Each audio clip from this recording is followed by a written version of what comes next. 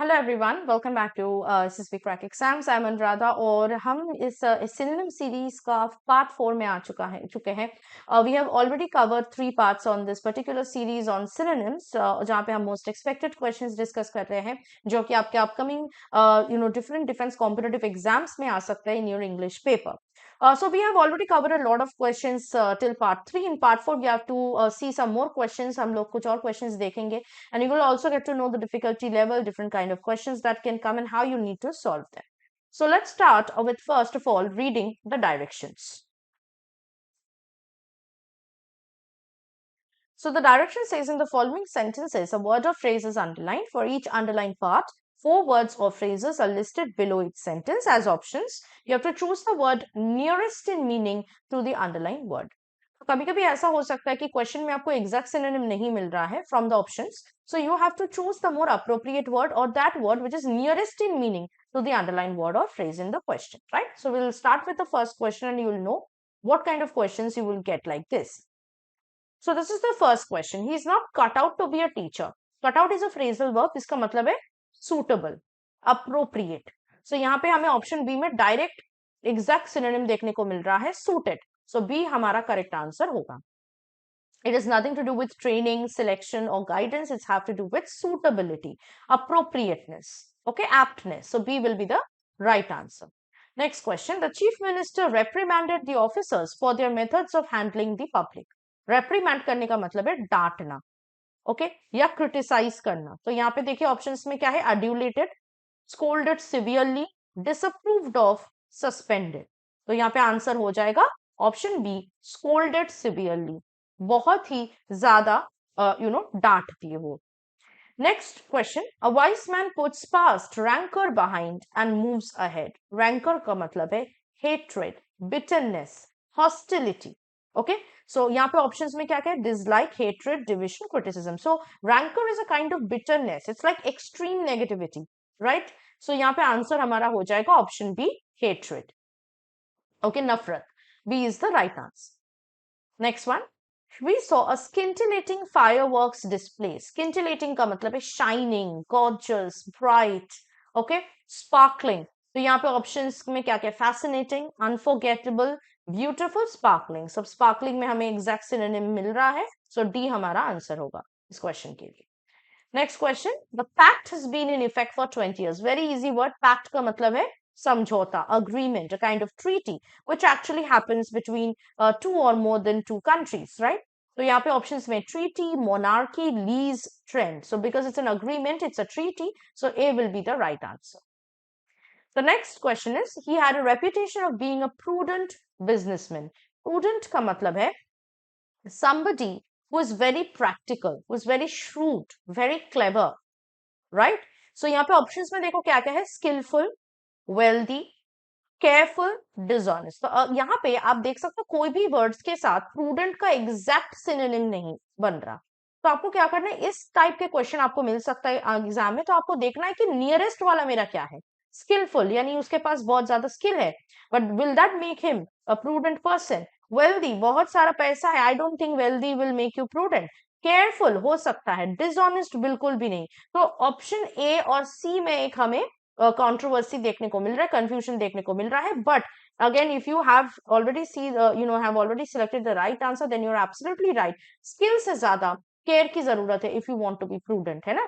जो शूट होते हैं वो केयरफुली सारी चीजों को देखते हैं, उसके बाद दे टेक डिसीजन और they do the planning, right? So care is very important for being prudent. Skilful लोग हो भी सकते हैं, प्रूडेंट नहीं भी हो सकते, because everything is there on the skill, not their mind.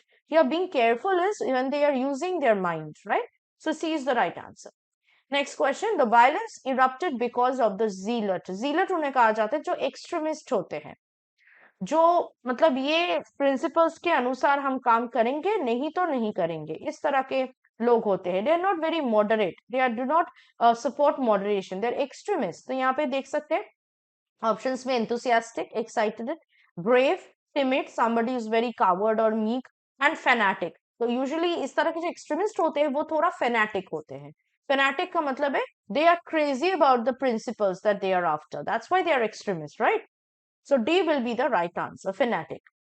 The next question is Europe, America, and Japan have taken to the field of science with singular vigor and activity. Now, singular plural wala singular nahi hai ye.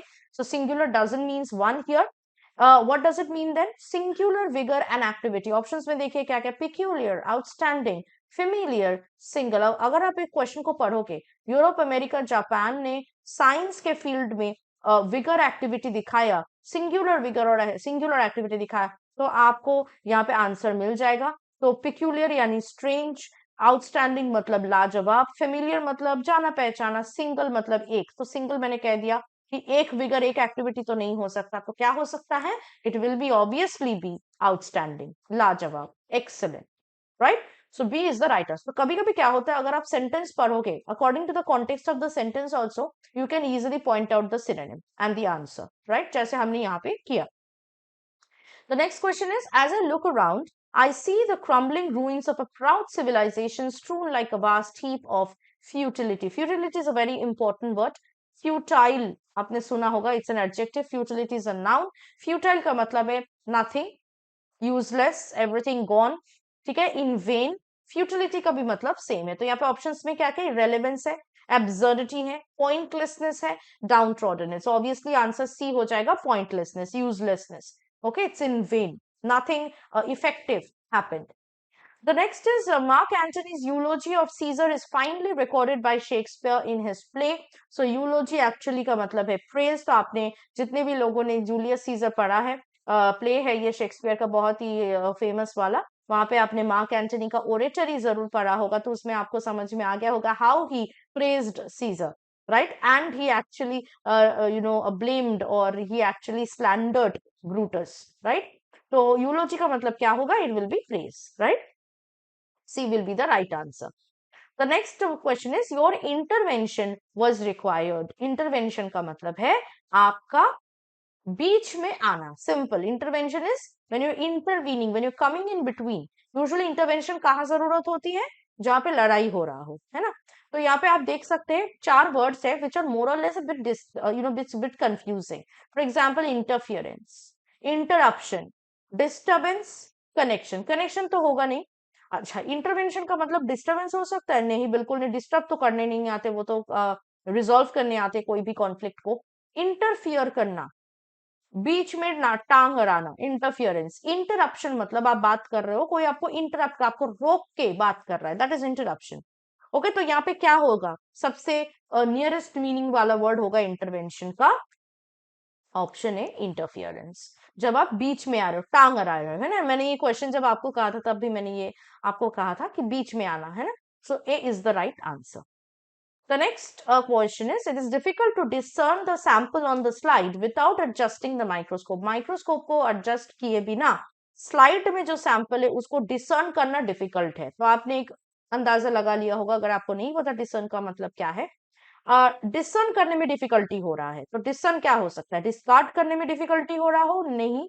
Arrange करने में difficulty हो रहा हो सकता है. Determine करने में, identify करने में डिफिकल्टी हो सकता है, ये भी हो सकता है. डिबेट करने में नहीं. तो बी एंड सी में हमारा आंसर है, हो सकता है. And if you are a bit analyzing the question, if you analyze the options well, you will understand answer हमारा हो जाएगा सी. आइडेंटिफाई करना, डिटरमाइन करना है. सैंपल आपको देखना पड़ता है, डिटरमाइन करना पड़ता है, और उसमें डिफिकल्टी हो रहा हो अगर आप माइक्रोस्कोप को एडजस्ट नहीं कर रहे. The next question is, the Prime Minister goes on the ramparts of the Red Fort to hoist the national flag. Now, what are ramparts? Ramparts actually does not mean ramp way. ठीक है, model तो नहीं कि ramp पे चलेंगे. Staircase भी नहीं हो सकता. स्कैफोल्ड क्या होता है? स्कैफोल्ड क्या होता है? जहां पे फांसी लगाया जाता है. ठीक है, उस प्लेटफॉर्म को स्कैफोल्ड बोलते हैं. तो ऑब्वियसली वहां पे नहीं होगा, तो कहां पे हो सकता? Parapet. Okay, so actually ramparts means parapet, a platform, a raised platform to be sure. Next is she is a woman of sterling qualities. Sterling का मतलब है very very much fascinating, extraordinary. That is sterling. यहाँ पे options में interesting, genuine, irritating, exciting. तो यहाँ पे answer हो जाएगा ऑप्शन बी, जेन्युइन.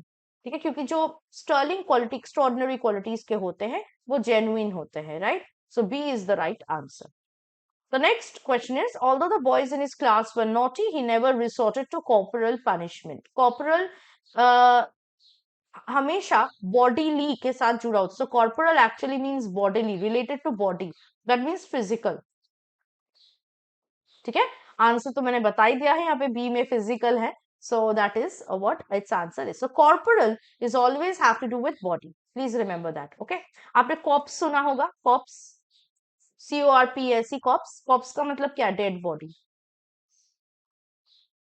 right? तो corporal, see corp word है यहाँ पे, है ना? So corporal also means bodily punishment.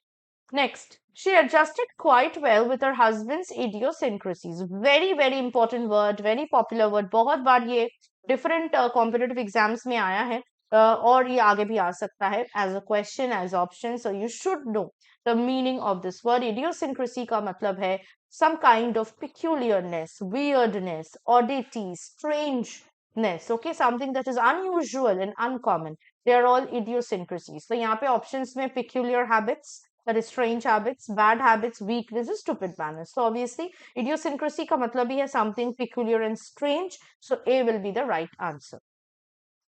The next question is, Deputy Inspector General made a perfunctory inspection of the police station.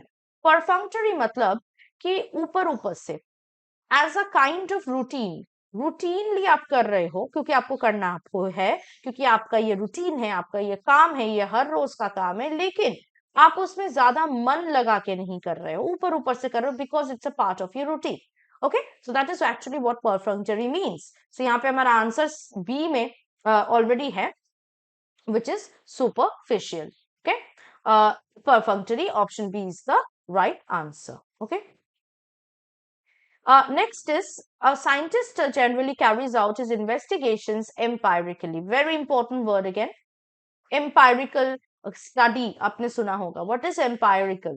Empirical means which is done through observation and experiment. Observe करके और experiment करके जो studies होते हैं उनको हम empirical studies कहते हैं.